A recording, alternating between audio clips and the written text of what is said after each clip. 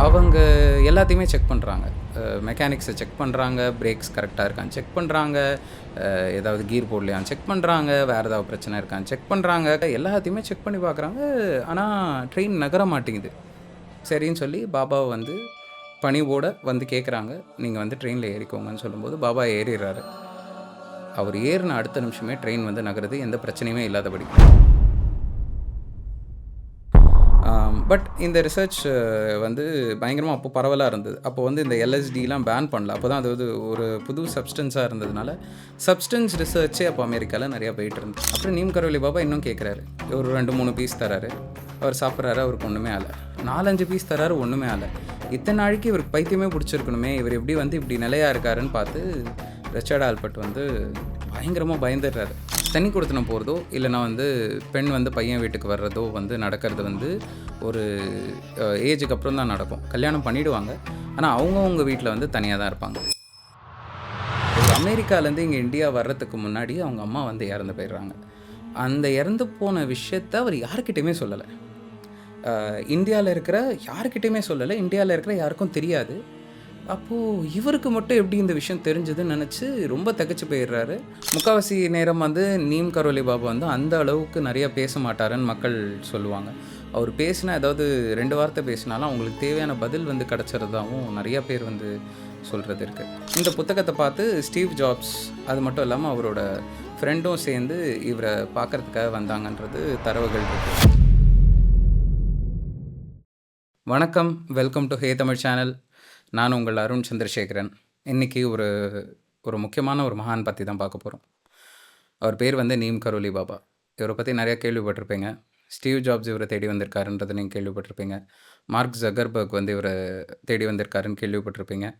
அது மட்டும் இல்லாம இவர் வந்து நார்த் இந்தியால மட்டும் இல்லாம உலகம் பூரா பாப்புலரான ஒரு மிகப்பெரிய மகான்.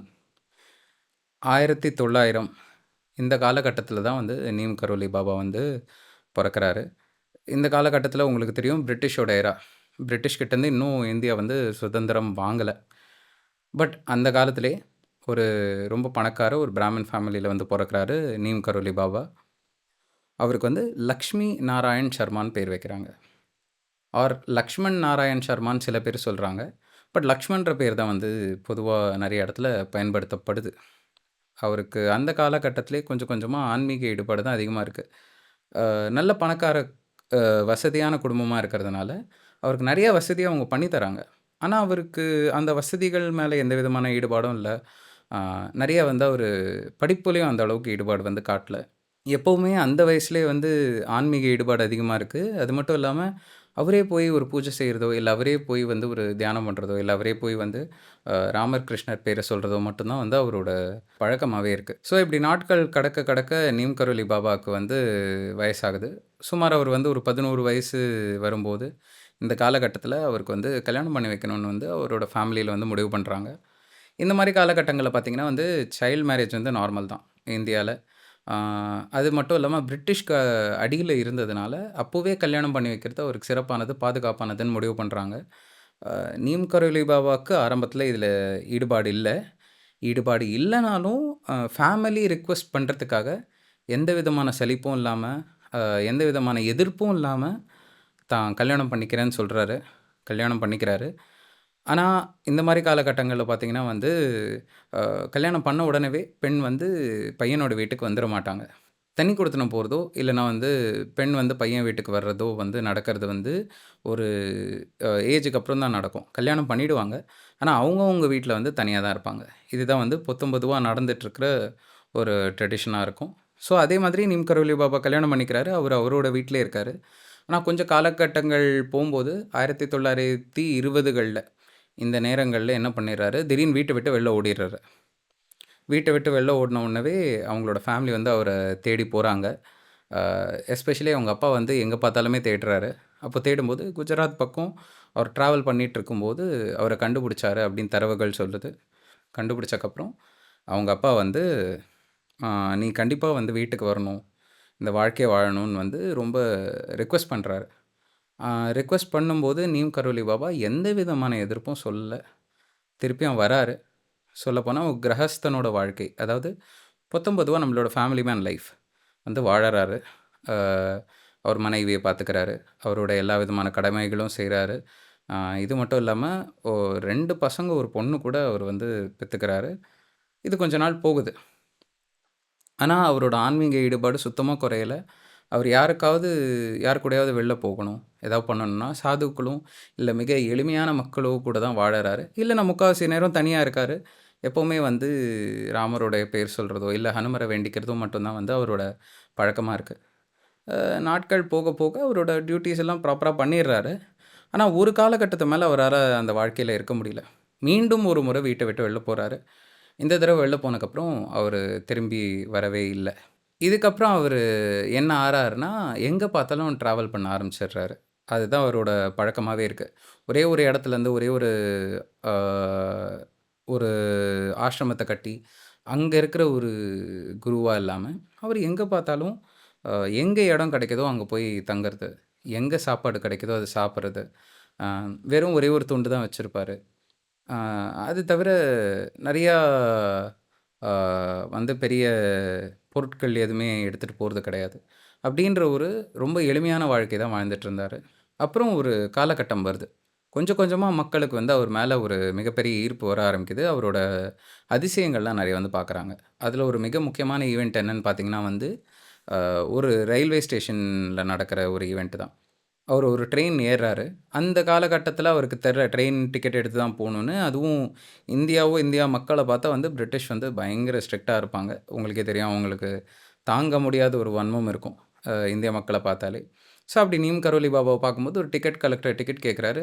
அப்போ வந்து டிக்கெட் இல்லன்னு சொல்லிர்றாரு. ஸோ, சொல்லும்போது அ இந்த டிக்கெட் கலெக்டர் பார்த்துட்டு, "நீ ட்ரெயின விட்டு கீழ இறங்கியே ஆவணும். நீ இதில ட்ராவல் பண்ண முடியாதுன்னு" ரொம்ப கண்டிப்பா சொல்றாரு. நீம் கரோலி பாபா இத பத்தி ரொம்ப பெரிய விஷயமா எடுத்துக்காம, அவரு கீழ இறங்கிர்றாரு. இறங்குனக்கப்புறம் வந்து, அவரு அங்க சாதாரணமா உட்காந்துர்றாரு. அது ஒரு கிராமத்தில இறங்குறாரு. அந்த கிராமம் பேரு தான் நீம் கரோலி. ஆ இவரு வந்து லக்ஷ்மண் நாராயணனா தான் இதுவரைக்கும் இருக்காரு. இங்க இந்த இடத்துல தான் வந்து அவரோட பேர் மாறுது. எப்படி மாறுதுன்னு பார்த்தீங்கன்னா, அவர் நின்னக்கப்புறம் அந்த ட்ரெயின் அந்த இடத்த விட்டு எடுக்கவே இல்ல. அவங்க எல்லாத்தையுமே செக் பண்றாங்க. மெக்கானிக்ஸ செக் பண்றாங்க, பிரேக்ஸ் கரெக்ட்டா இருக்கான்னு செக் பண்றாங்க. ஏதாவது கீர் போடலையான்னு செக் பண்றாங்க. வேற ஏதாவது பிரச்சனை இருக்கான்னு செக் பண்றாங்க. கம்பார்ட்மெண்ட்ட செக் பண்றாங்க. எல்லாத்தையுமே செக் பண்ணி பார்க்குறாங்க. ஆனா ட்ரெயின் நகர மாட்டேங்குது. என்னடா இது! ஒரு ட்ரெயின் வந்து இப்படி எந்த பிரச்சனையுமே இல்லாம நகராம ரொம்ப பிரச்சனை பண்ணிட்டு இருக்கே!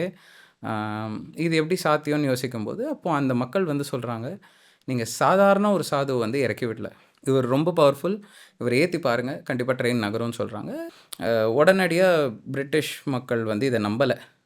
அ அவங்க வந்து நாங்க டெஸ்ட் பண்ணிக்கிறோம்னு சொல்லி எல்லாத்தையும் ட்ரை பண்ணி பார்க்குறாங்க. ஒரு காலகட்டத்துக்கு மேல அவங்களால பொறுமையா இருக்க முடியல. ஏன்னா, அத்தன பேருமே காத்திருக்காங்கல்ல. அடுத்தடுத்த வேலைக்கு போணும்ல. சரின்னு சொல்லி பாபாவ வந்து அ ஒரு பணிவோட வந்து கேட்குறாங்க. "நீங்க வந்து ட்ரெயின்ல ஏறிக்கோங்கன்னு" சொல்லும்போது, பாபா ஏறிர்றாரு. அவர் ஏறுன அடுத்த நிமிஷமே ட்ரெயின் வந்து நகருது. எந்த பிரச்சனையுமே இல்லாதபடி. பயங்கரமா ஆடி போயிர்றாங்க பிரிட்டிஷ் ஆஃபீசர்ஸ். அப்போ தான் அவர் பார்த்துட்டு, "நம்ம சாதாரணமா ஒரு வேல பண்ணல. இவர் ரொம்ப பெரிய ஆளுன்னு" அவங்களும் ரெகக்னைஸ் பண்றாங்க.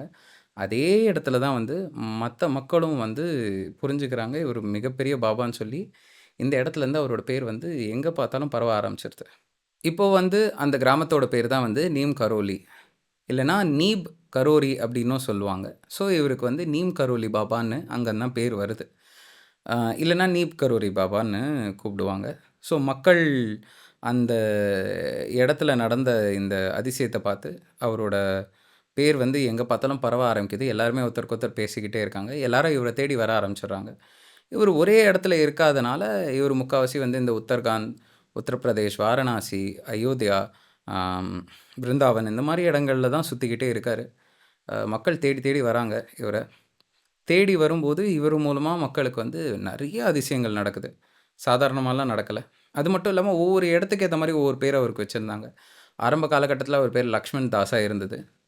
அதுக்கப்புறம் வந்து ஹந்திவாலே பாபா அப்படின்னு வச்சாங்க. இதுக்கான காரணம் என்னன்னு பார்த்தீங்கன்னா வந்து, அவரு ஒரு பெரிய அண்டால எப்ப பார்த்தாலும் வந்து சாப்பாடு செஞ்சு குடுக்குறது அவரோட பழக்கம். அதனால வந்து அண்டாவோடயே அவர் இருக்கிறதுனால ஹந்திவாலே பாபா அப்படின்னு வச்சாங்க. பின்பு நீம் கரோலி பாபா தான் வந்து ஒரு மிக பாப்புலரான பேரா மாறுச்சு. இவர தேடி வர்ற மக்கள்ல ஒரு முக்கியமான ஆள் யாருன்னு பார்த்தீங்கன்னா வந்து, ரிச்சர்ட் ஆல்பர்ட் அப்படின்றது சொல்லலாம்.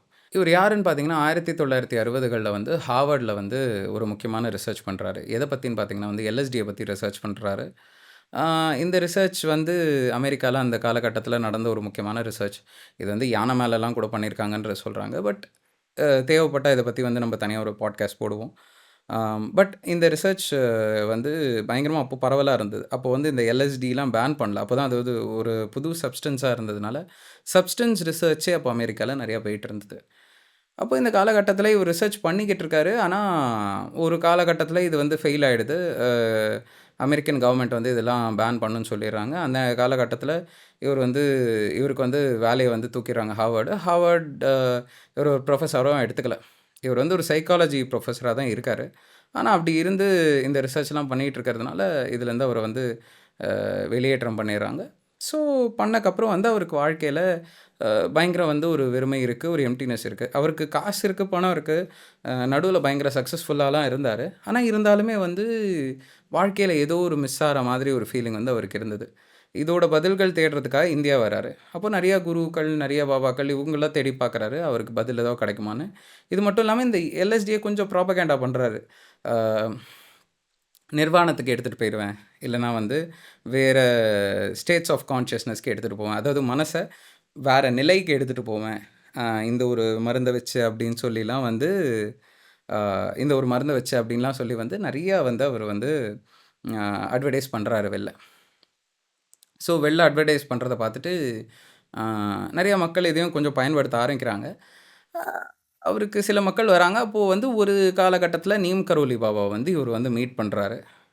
மீட் பண்ண உடனவே நீம் கரோலி பாபாவ பார்க்கும்போது, "உங்களால வந்து இந்த மாதிரி ஏதாவது பண்ண முடியுமா?" அப்படின்னு கேட்கும்போது, "நான் வந்து உங்கள கூட்டிட்டு போறேன்" அப்படின்னு சொல்லி அவர் வந்து சேலஞ்ச் பண்றாரு. வேற ஒரு மேல்நிலைக்கு. நீம் கரோலி பாபா எப்படி பண்ணுவேன்னு சொல்லும்போது, இவர் வந்து இந்த எல்எஸ்டிய குடுக்குறாரு ஒரு மருந்தா சொல்லி. நீம் கரோலி பாபா முதல்ல ஒண்ணு போடுறாரு. ஒண்ணுமே ஆகல அப்படின்ற மாரி இருக்காரு. இத பார்த்தே வந்து ரிச்சர்டுக்கு வந்து கொஞ்சம் டக்குன்னு வந்து கொஞ்சம் திகைச்சு போறாரு. அப்புறம் நீம் கரோலி பாபா இன்னும் கேட்குறாரு. ஒரு 2, 3 பீஸ் தராரு. அவர் சாப்பிடுறாரு. அவருக்கு ஒண்ணுமே ஆகல. 4, 5 பீஸ் தராரு. ஒண்ணுமே ஆகல. இத்தன நாளைக்கு இவருக்கு பைத்தியமே புடிச்சிருக்கணுமே! இவர் எப்படி வந்து இப்படி நிலையா இருக்காருன்னு பார்த்து, ரிச்சர்ட் ஆல்பர்ட் வந்து பயங்கரமா பயந்துர்றாரு. அப்புறம் வந்து உட்காந்து நீம் கரோலி பாபாவோட பேசுறாரு. இப்போ பேசும்போது திடீர்னு பார்த்தா நீம் கரோலி பாபா வந்து அவருக்கு வந்து நெறைய ஆறுதல் சொல்றாரு. எதுக்குன்னு பார்த்தீங்கன்னா, இவரு அமெரிக்காலேருந்து இங்க இந்தியா வர்றதுக்கு முன்னாடி அவங்க அம்மா வந்து இறந்து போயிடுறாங்க. அந்த இறந்து போன விஷயத்த அவர் யார்கிட்டயுமே சொல்லல. இந்தியால இருக்கிற யார்கிட்டயுமே சொல்லல. இந்தியால இருக்கிற யாருக்கும் தெரியாது. அப்போ இவருக்கு மட்டும் எப்படி இந்த விஷயம் தெரிஞ்சதுன்னு நெனச்சு ரொம்ப திகைச்சு போயிடுறாரு. அ அந்த நொடியே முடிவு பண்றாரு. அவரு வந்து நீம் கரோலி பாபாவோட ஒரு மிகப்பெரிய சீடனா மாறிடணும்னு. அங்கேயே இருக்காரு அவர் கூட. 1971ல "பி ஹியர் நவ்" அப்படின்ற ஒரு புத்தகத்த எழுதுறாரு. அதில வந்து நீம் கரோலி பாபாவோட நெறையா ஆ ஜர்னீஸ அவர பத்தியான எல்லா விதமான விஷயங்கள் அவர்கிட்டருந்து என்னென்னலாம் கத்துக்கிட்டாருன்றத அத்தனையுமே வந்து அதில பதிவிடுறாரு. பதிவிட பதிவிட்டு அத ரிலீஸ் பண்ண, இது வந்து உலகம் பூரா நெறைய இடத்துல பரவுது.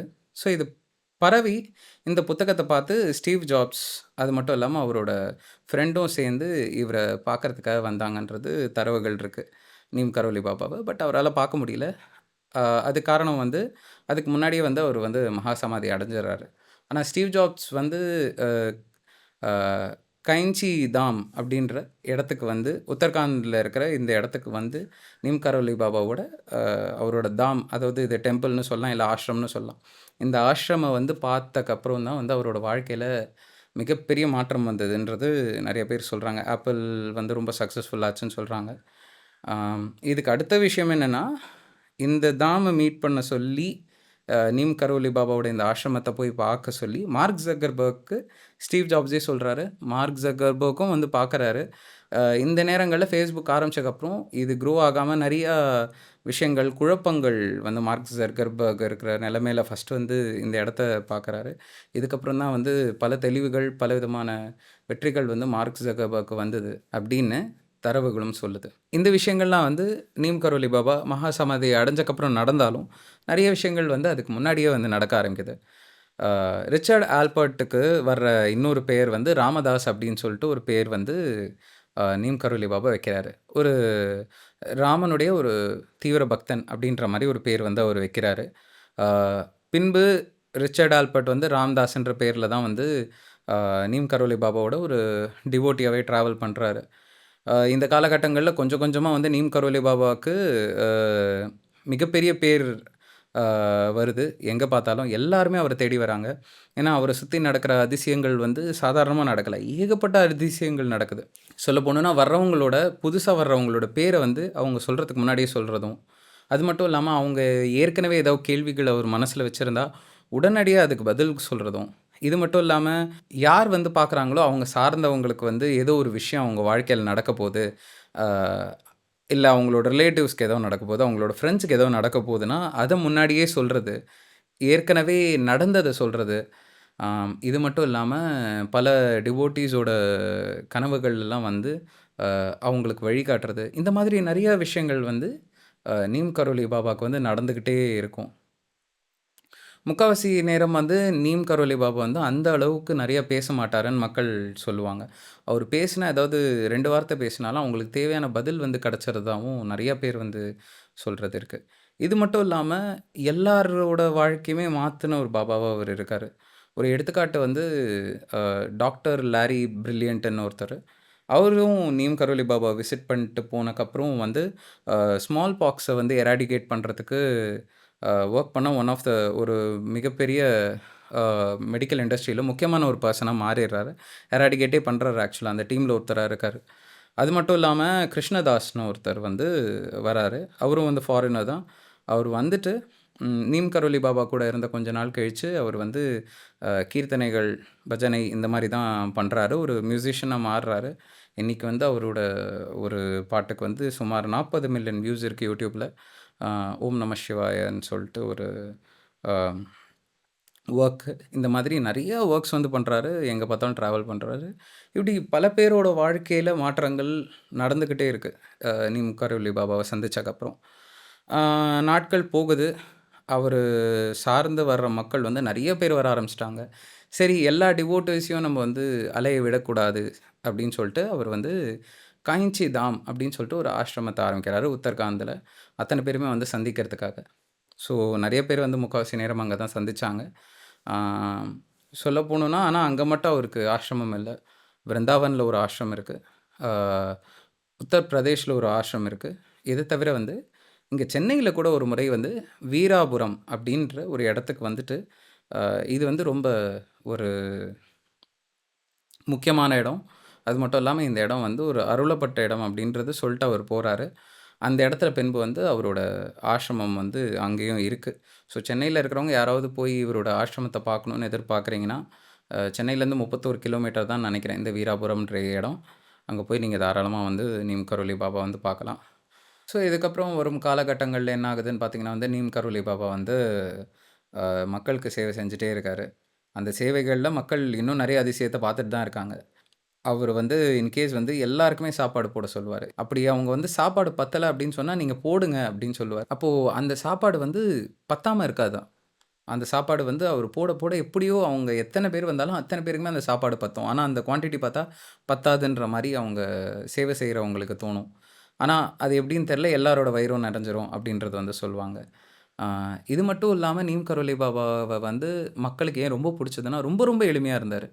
அ இவன் பணக்காரன், இவன் ஏழை, இவன் தாழ்ந்தவன், இவன் வந்து மேல்நிலைப்பட்டவன் அப்படின்ற வந்து எந்த விதமான பாகுபாடும் பார்க்காம, எல்லார்கிட்டயுமே வந்து அ ஒரே மாதிரி தான் நடந்துக்கிட்டாருன்னு எல்லாருமே சொல்றாங்க. அது மட்டும் இல்லாம ரொம்ப அன்பா இருப்பாரு. மற்ற குருக்கள், மற்ற யோகிகள், இல்ல மற்ற சாதுக்கள் மாதிரி ஏதோ ஒரு அ ஒரு வழிமுறைய அவரு குடுக்கல. அவர் வந்து இந்த மந்திரத்த தான் பண்ணணும், இல்ல இந்த வழிபாட தான் பண்ணணும், இல்ல இதுதான் சிறந்ததுன்னுலாம் எதுவுமே சொல்லல. இன்னும் சொன்னா, அவரோட பேர சொல்லி யாராவது வந்து அவர பெரிய ஆளா பார்த்தா, பொத்தம் பொதுவா மக்கள் வந்து அவர வந்து நீம் கரோலி பாபான்னு மட்டும் கூப்பிடாம, அவர சுத்தி இருந்த டிவோட்டீஸ் எல்லாருமே வந்து மகாராஜ் ஜி அப்படின்னு தான் கூப்பிடுவாங்க. அதாவது நீங்க ஒரு மிகப்பெரிய ராஜா, உங்க கூட தான் நாங்க இருக்கோன்ற அர்த்தத்தில கூப்பிடுவாங்க. ஆனா எவ்வளவு தான் அவர வந்து பாராட்டினாலும், எவ்வளவு தான் வந்து மக்கள் வந்து அவர வந்து அன்போட அழைச்சாலும், அனைத்து அன்பும், அனைத்து பக்தியும் வந்து நீங்க ஹனுமர் கிட்ட காட்டுங்கன்னு திசை திருப்பி விடுவாராம் நீம் கரோலி பாபா. அந்த அளவுக்கு ஒரு எளிமையான மனிதரா இருந்தது வந்து அவங்களுக்கு ரொம்ப புடிச்சிருந்தது. இன்னும் சொல்லணும்னா, அவரு கத்துக் குடுத்த மக்களுக்கு ஒரே விஷயத்த மட்டும் தான் கத்துக் குடுத்தாரு. அ எல்லார்கிட்டயும் அன்பா இருங்க. யாரு வந்து சாப்பாடுன்னு கேட்டாலும், அ சாப்பாடு போடுங்க. எல்லாருக்குமே சாப்பாடு போடுங்க. அப்படின்ற இந்த 2 விஷயங்கள் மட்டும் தான் கத்துக் குடுத்தாராம். அத தவிர தான் எப்போ இருந்தாலும் அ ராமரோட பேர்ல சேவை செஞ்சுகிட்டே இருப்பேன்றத நீம் கரோலி பாபா வந்து சொல்லியிருக்காரு. இப்படி காலகட்டங்கள் போகுது. காலகட்டங்கள் போக போக நீம் கரோலி பாபாக்கு வயசும் ஆகுது. ஆ 1973ல விருந்தாவனுக்கு ஒரு ட்ராவல் அவர் பண்றாரு. ஸோ, அப்போ விருந்தாவன் போம்போது, அவருக்கு மூச்சு திணறல் நடுவுல ஏற்படுது. விருந்தாவன் போயிர்றாரு. ஆனா, விருந்தாவன் போனக்கப்புறம் செப்டம்பர் 11, 1973 இந்த நாள் அன்னைக்கு மகா சமாதி அடையறாரு. மகா சமாதி அடைஞ்சக்கப்புறம், ஆ அங்க அவர் பேர்ல வந்து ஒரு ஆஷ்ரமம் உருவாக்குறாங்க.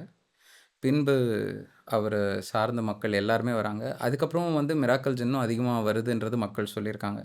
அ அவரு வந்து எந்த டிவோட்டீஸும் விடாம அவங்களோட கனவுல வர்றது மட்டும் இல்லாம, அவங்களுக்கு தேவையான எல்லா விதமான வழிகாட்டுதலும், எந்த கைடன்ஸ் தேவை இருந்தாலும், அது நீம் கரோலி பாபா பண்ணதா எல்லாருமே சொல்றாங்க.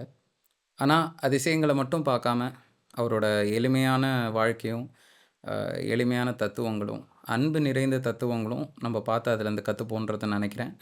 அ அவரு சொன்ன மாதிரி, நீங்க முடிஞ்சாலும் எல்லார்கிட்டயும் அன்போட இருங்க. அ எல்லாருக்குமே முடிஞ்ச அளவுக்கு யாருக்கு முடியுமோ அவங்களோட பசிய தீர்த்து வைங்க. இதுதான் வந்து நீம் கரோலி பாபாவோட கதையிலேருந்து கத்துக்கிறோன்றத நான் வந்து நம்புறேன். ஸோ, இங்க தான் நீம் கரோலி பாபாவோட கத வந்து நிறைவடையுது. ஓ உங்களுக்கு விருப்பம் இருந்தா அவர தேடி நீங்க காஞ்சிதாமுக்கும் போலாம். இல்ல வீராபுரம்ல இருக்கிற ஆசிரமத்துக்கும் போலாம். அடுத்த பாட்காஸ்ட்டில் வேற ஒரு மகானோட, வேற ஒரு கதையோட சந்திப்போம். நன்றி.